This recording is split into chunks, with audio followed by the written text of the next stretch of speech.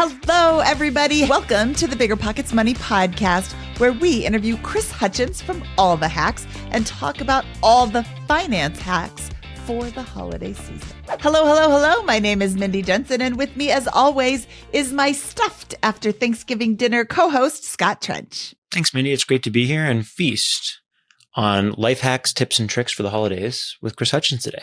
Scott and I are here to make financial independence less scary, less just for somebody else, to introduce you to every money story, because we truly believe financial freedom is attainable for everyone, no matter when or where you're starting. That's right. Whether you want to retire early and travel the world, go on to make big-time investments in assets like real estate, start your own business, or simply save a tremendous amount of money by thinking through your strategy, tactics, and tricks for holiday shopping and travel, we'll help you reach your financial goals and get money out of the way so you can launch yourself towards your dreams. All right, Scott, it's time for that segment of the show called The Money Moment, where we share a money hack, tip, or trick to help you on your financial journey.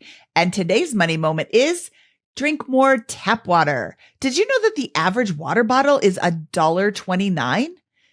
If you use this as your major source of water, it adds up fast. Bring a reusable water bottle if you can. And if you're concerned about water quality, put a filter in your fridge or on your sink. Over time, it will save you more money and will be better for the environment. Do you have a money tip for us? Email moneymoment@biggerpockets.com. Chris Hutchins is the award-winning host of the podcast All the Hacks. You may remember him from episode 355, and also because we just reran that episode last Friday after Thanksgiving. It was so popular, we knew we had to run it again. Chris, welcome back to the BiggerPockets Money Podcast. I am so excited to talk to you and hear about all of your holiday hacks. Thank you for having me again. It's always fun.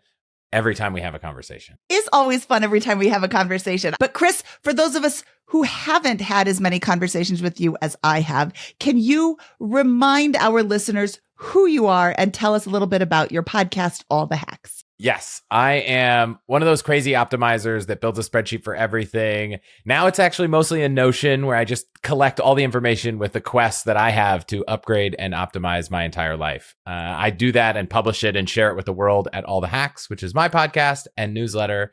And my goal is just to help you live more optimal lives and spend less and save more. Awesome. Okay. Well, today we're going to be talking about all the holiday hacks. But before we do, Chris, let's set the tone.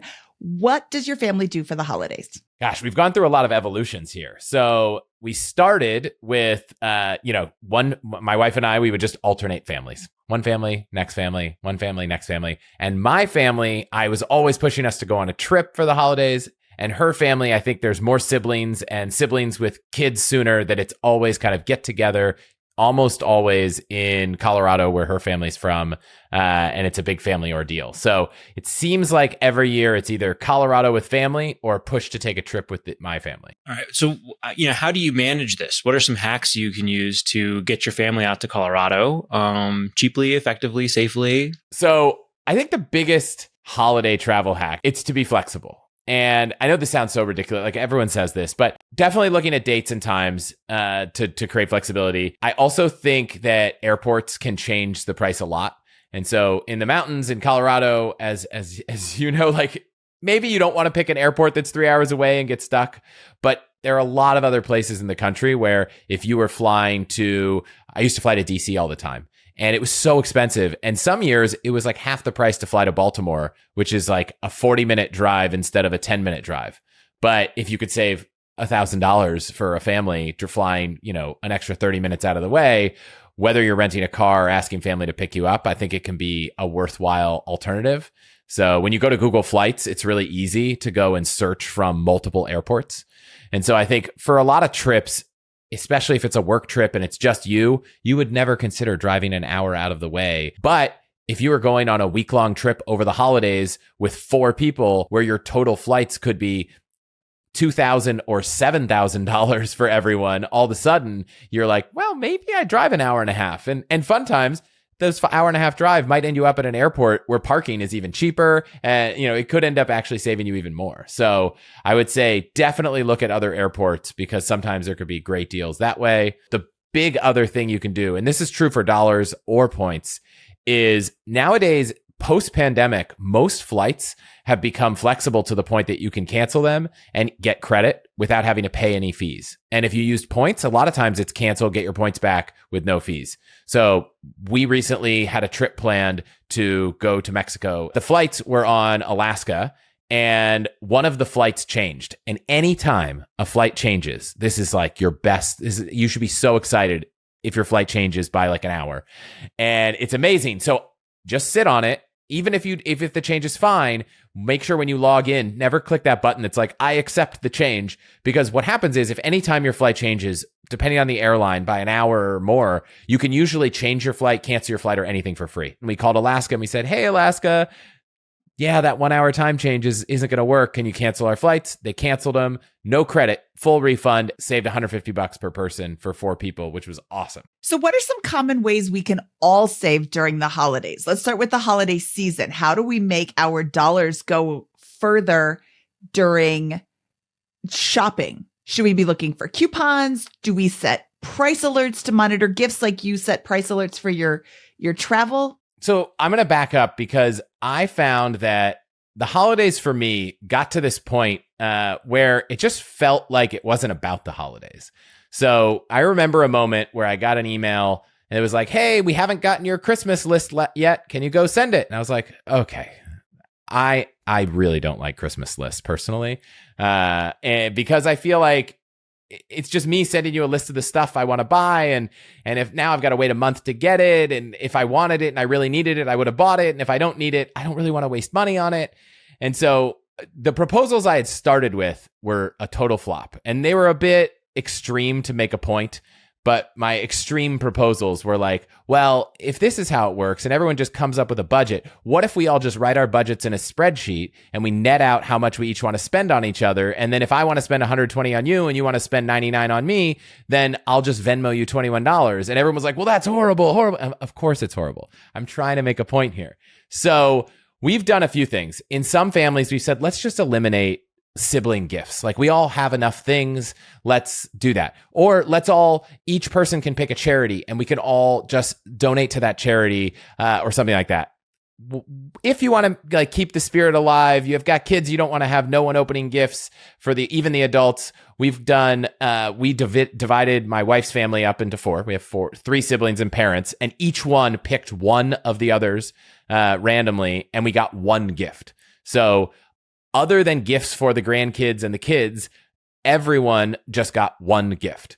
And so one of my gift guide tips that I thought was a cool gift was, so we got my sister-in-law and her husband an Uni pizza oven, which is like a cool thing. Like if you like making pizza at home and you don't have a pizza oven, you can buy this thing and set it up outside. And some of them are wood and some of them are gas. And we made pizzas one night. So it was a fun family experience over the holidays.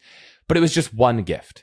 And I feel like when the only pressure you have is to pick one gift for one person or one couple, you put a lot of thought into it. And, you're not just buying things for the sake of buying things.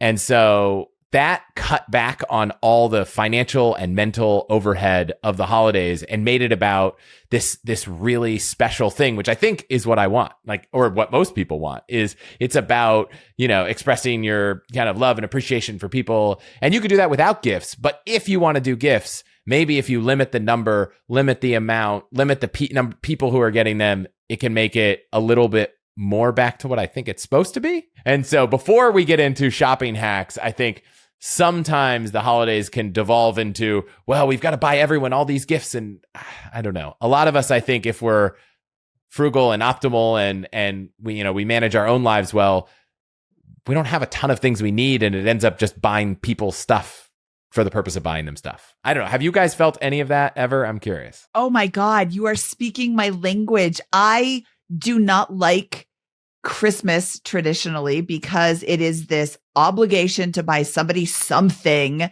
and maybe I'm not close with them, or maybe like you, they have everything that they need and they don't want anything, which makes them even more difficult to buy for. And it just turns into this like, here, I got you this thing that kind of reminded me of you because you used to like vanilla candles when we were in 2nd grade, or, whatever.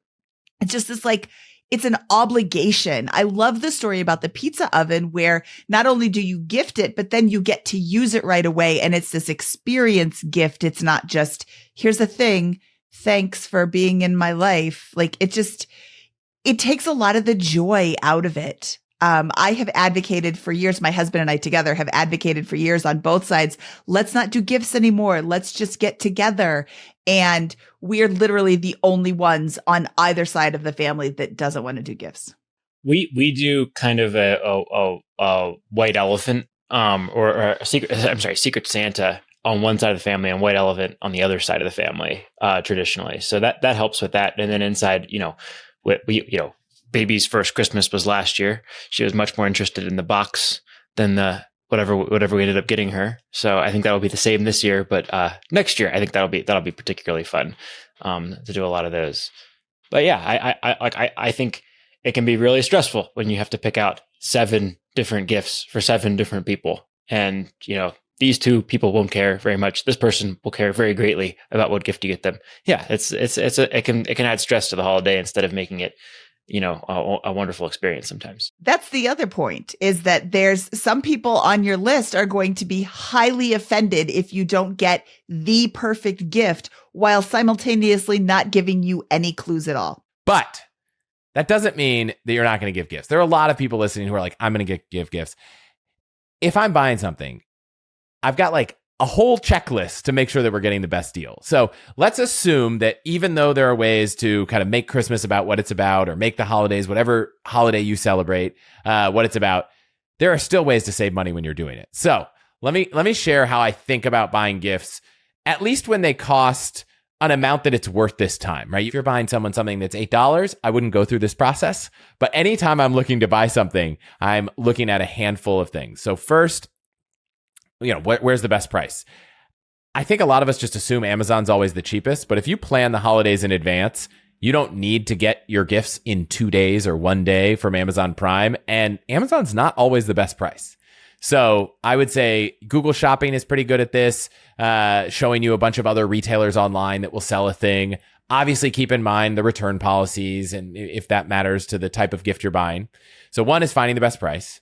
Then I'm not just looking at the best price, but it's what if I can stack on cash back? So sites like Cashback Monitor let you go out and say, what retailer do I get the most cash back for? So, you might think, oh, the cheapest place to get this is at, Best Buy. But it turns out if I buy it somewhere else, I get 10% cash back. Well, maybe it's actually cheaper there. So I'm always checking the cashback sites to make sure that I'm earning a little bit of extra back.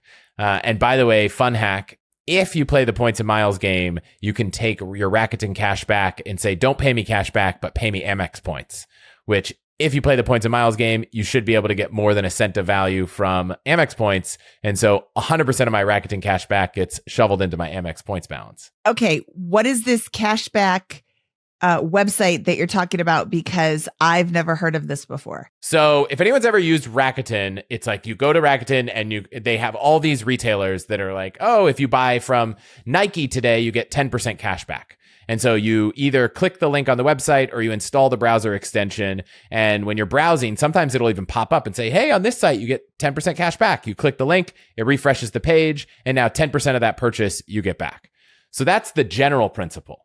However, if you just commit to only use Rakuten, yes, it's a little simpler and not complicated. And mostly that's what I'm doing. But if I'm making a big purchase and I could buy it at the same price from 10 different retailers, I go to a site called Cashback Monitor, where you can basically look and see what is the best place to get cash back for certain types of purchases. For example, or where do I even credit it? So like, let's take, for example, I'm at Cashback Monitor right now, and I'm saying I'm going to go to Target.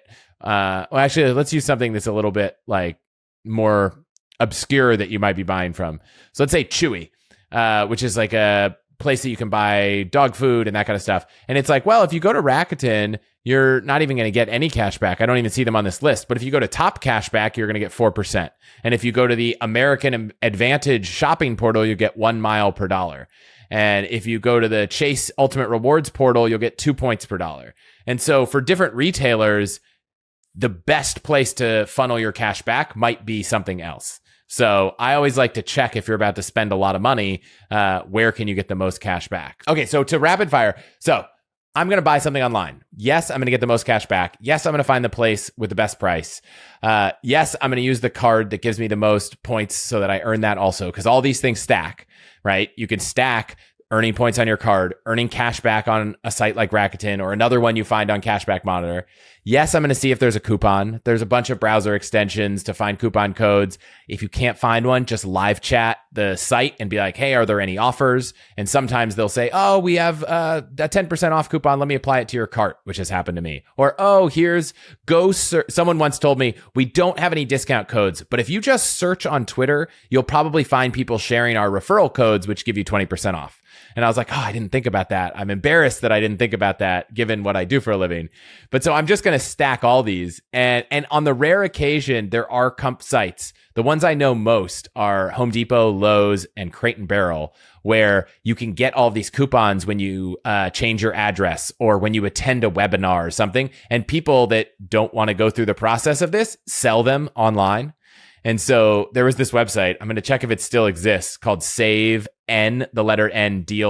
I have no affiliation with this site at all. And I don't even know if it's still around, but it is. And you can go buy a $10 off or 20% off Lowe's coupon. And they're usually, not that expensive. So 15% off coupon for Home Depot is, well, this one's $24. So that's more than I thought.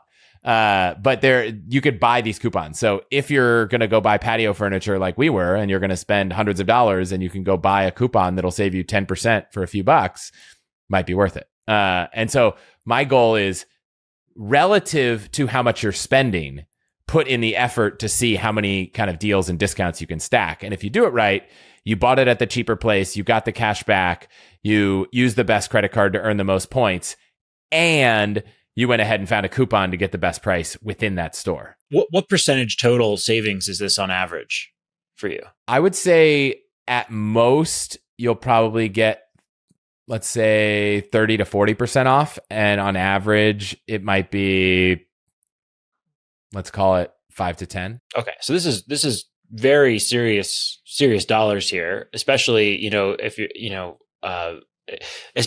especially if you're spending a lot of money on travel, on a big repair project. These are real estate tips, right? You're doing a big remodel. These are huge potential savings. This is where we did it. The biggest one was we bought a Toto Japanese toilet seat from Lowe's, and it was cash back plus bought the Lowe's gift cards on Amazon, because we have an Amazon credit card that gets 5% off Amazon. And all the credit cards we had that we could use at Lowe's were like at most 2 points. So we bought all our Lowe's gift cards on Amazon to get 5% off. We used a coupon that we bought to get a 15% off. And then we found a cashback thing for, I think at the time, 3 or 4% off. So stacked it all together. I think we saved 25-ish%, including cash back off, a much more expensive toilet than the average person would buy. But, it was the one luxury we wanted in our bathroom remodel. You brought up gift cards, and that is where I wanted to go next, because there's a lot of us that are shipping gifts when we're not going to that side of the family for the year, or I just don't know what to get you, and a gift card gets everybody. Are there any hacks for purchasing gift cards, either for you to use or to gift? And can you double dip those with credit card points? You can. The hack there would be, you could go to, let's say you have a Amex Gold card, which gives 4 points on groceries. Or there's I can't remember which Chase Ink card gets 5x on office supply stores. Or there's like the Wyndham Business Earner card gets 8 points per dollar on gas stations. And I said Amazon gives you 5% back on Amazon. All of those cards work at places that sell gift cards.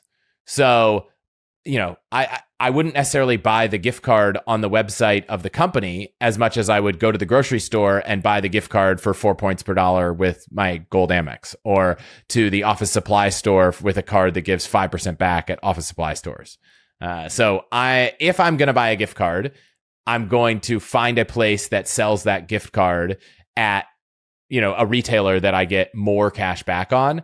A lot of the coupons don't work. So if you're going online buying a coupon, You're not going to get 10% off buying a gift card with a coupon. So that's not really an option. Well, let's keep going with more of these rapid fire tips. What else? What else? I mean, is there more? I guess a couple things. So one, depending on the family member, I would say definitely consider whether it's worth looking into used gifts. And I know this sounds like maybe not that classy or not that great, but I'm going to push back a little bit. So I needed to buy a new camera.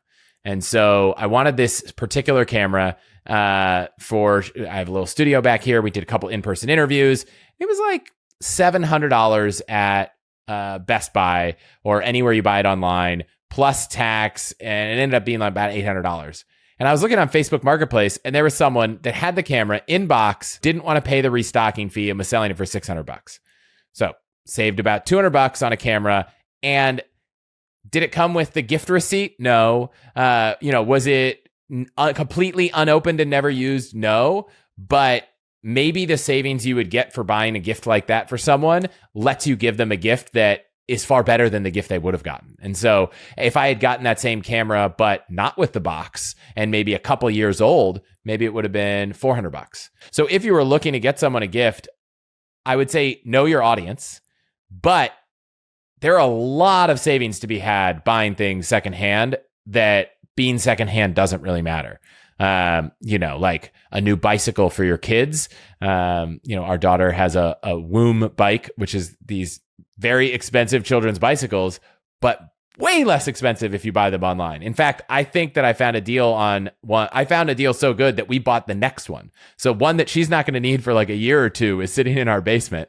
Thank goodness she doesn't listen to this podcast. But we already have her gift for like Christmas 2024 or birthday 2024, 2025, because we found such a good deal on it and it's in great shape. Does it come in the box? Does she get to put it together? No. Does she care? No. Like, she's excited to get a bicycle. So if you plan in advance and you're not scrambling at the last minute and you're thinking about this throughout the year, oh, wow. And this is a great example because these bikes have sequences. They're like the Womb 2, the Womb 3, the Womb 4.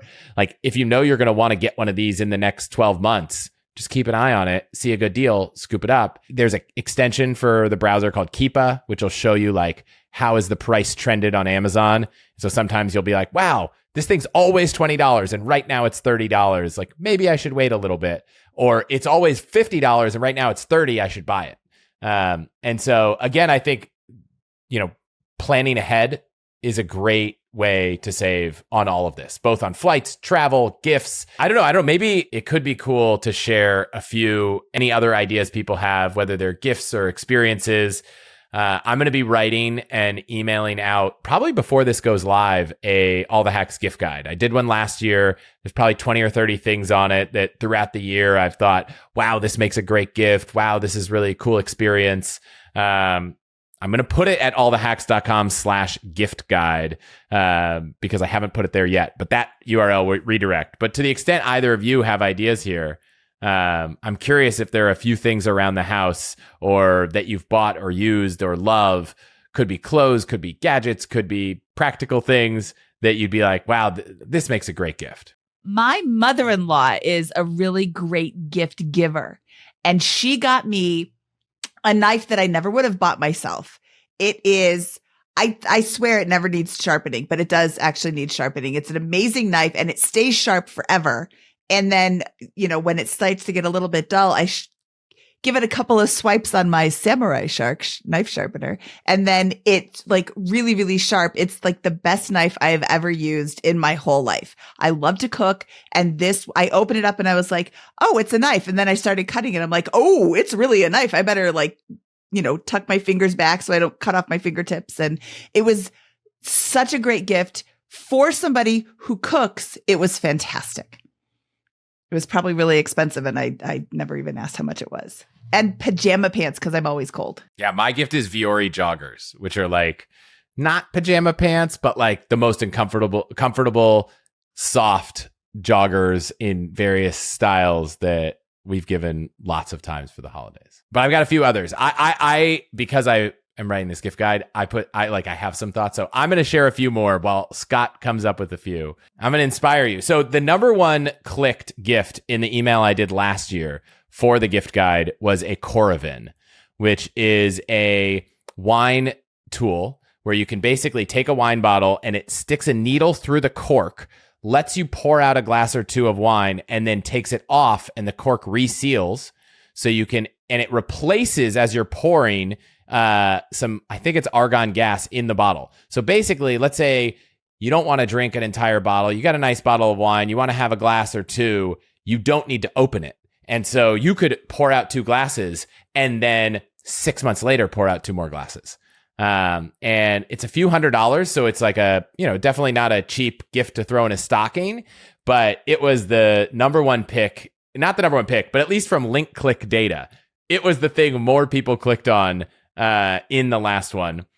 On the less expensive side, a lot of people enjoyed, I sent a link to this company, Whiskey River Soap, which makes candles, but they have like slightly like inappropriate and funny sayings on the candles. So I will send people to their website. They are great, like funny gifts. And there's probably a candle that like expresses that feeling that someone in your family has. Okay, people love their pets. If you can get a picture of their pet, there's this site, I forget what it's called, but you have you can put the pet's picture in like a fancy suit or in like a historical regalia or whatever, and it's just hilarious. And they get like a huge painting of their pet that they then have to figure out where they're going to put in the house. +1 to Scott's suggestion. One of our favorite family board games is Coup. I don't know if anyone's ever played this game.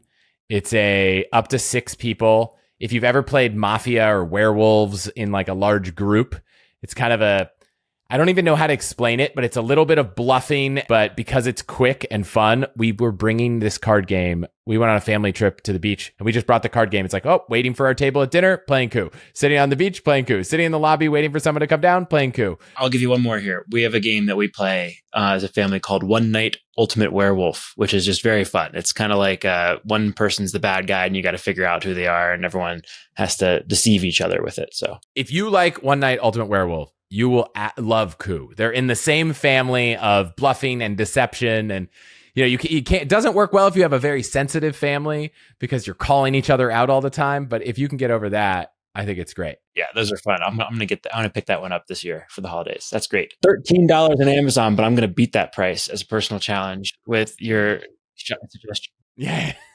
I don't know if 13 is worth your time yet. Wait for the big ticket. If you're going to buy the Coravin, maybe shop around and see if you can save some money. Well, Chris, this has been really informative. Thank you so much for coming back on the show and sharing a lot of these tips.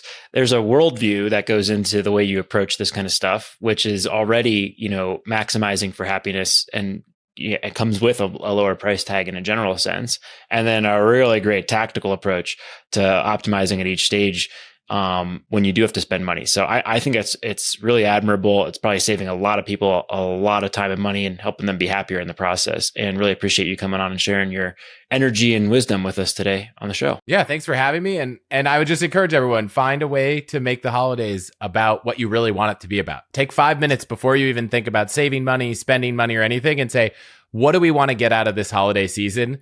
And if it's more time with family, propose that be the focus of it. If it's giving back, make that be the focus of it. If it's both, then go volunteer with your family and make it about spending time with your family and giving back. So I would say, think about what you want the holidays to be before you jump into the tactics of ways to save money on it and everything else. Chris, I love that. I take more notes when you're on the show than when anybody else is on the show. Well, thank you for having me. And thank you, everybody, for joining us. Thank you, Chris. And where can people find you when they're done with you on our show? Yeah, All the Hacks is the podcast. You can search for that wherever you are. And since we're talking about the holidays, I'll go put the gift guide up at allthehacks.com/gift guide by the time this episode airs. Awesome. Thank you so much, Chris. And we'll talk to you soon. Thanks for having me. Holy cats, Scott. I'm not kidding. Whenever Chris is on the show, I am taking note after note after note. That was a super fun episode. Yeah, I mean, he's just a wealth of knowledge on this stuff. You can tell he treats it like a sport or a passion here to go and find all of these little intricacies and ways to make more money, save more money, or reframe certain situations to ways that are more fun and cheaper and more cost effective. So really admire his passion and energy for this. And my wheels are spinning and turning after that conversation. I got a lot to think through about this holiday season and how to maximize the stuff that he told us. Yes, that is a lot of information that we just got from Chris. And I think you said it best, Scott. He treats it like a sport and he's very competitive. He is going to win. So we always love when Chris has some fabulous suggestions for us. I want to hear from you, our dear listener. At the end of this episode, Chris was asking us about really great gifts. I want to hear what your really great gifts are. What's your go-to gift for people when you are giving gifts, or what is a really great gift that you have gotten? So please share with us. Either email Mindy@BiggerPockets.com, Scott@BiggerPockets.com, or go to our Facebook group, Facebook.com/groups/BP Money, and share in the question that I will post at the top of the group this morning, the day that this episode comes out. All right, Scott, should we get out of here? Let's do it. That wraps up this fantastic holiday hacks episode of the BiggerPockets Money Podcast. He is Scott Trench, and I am Mindy Jensen saying, don't be a stranger, Ranger. BiggerPockets Money was created by Mindy Jensen and Scott Trench. Produced by Kaylin Bennett. Editing by Exodus Media. Copywriting by Nate Weintraub. Lastly, a big thank you to the BiggerPockets team for making this show possible.